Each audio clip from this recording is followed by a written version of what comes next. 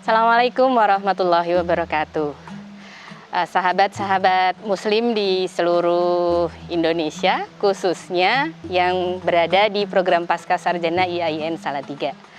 Jadi untuk para mahasiswa, khususnya yang wanita, kita ketahui bahwa sebuah kelebihan ketika teman-teman mahasiswa bisa melanjutkan pendidikan di program Pascasarjana IAIN Salatiga pada khususnya ya. Karena pada hakikatnya menempuh pendidikan adalah investasi masa depan. Nah, utlubul ilmi walau bisin.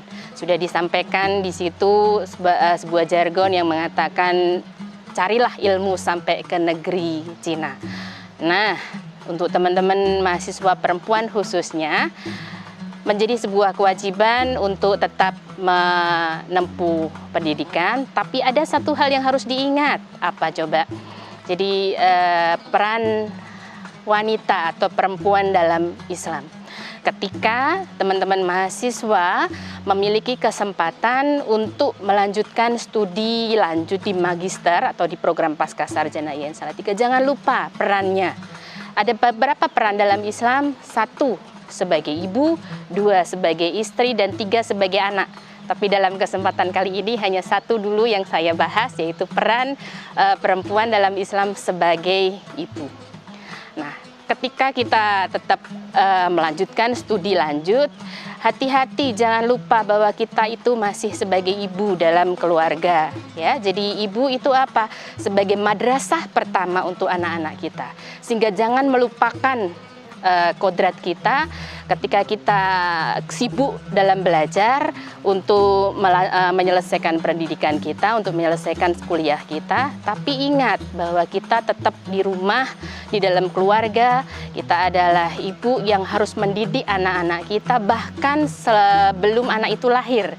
Saat masih di dalam kandungan harus kita ajarkan banyak hal yang terkait dengan bagaimana kita berucap sehingga janin itu mendengar, bagaimana nanti ketika sudah lahir, bagaimana kita mengajarkan kata-kata yang baik, bersikap yang baik.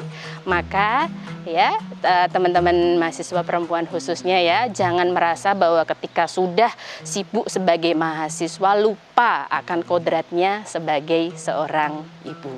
Nah, itu yang harus dipikirkan ya.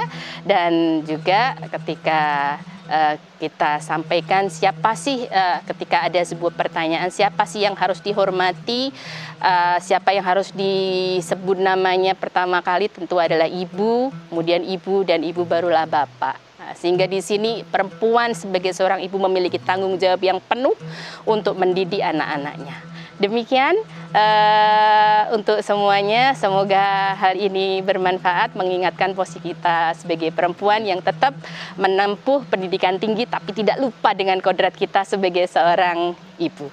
Terima kasih. Assalamualaikum warahmatullahi wabarakatuh.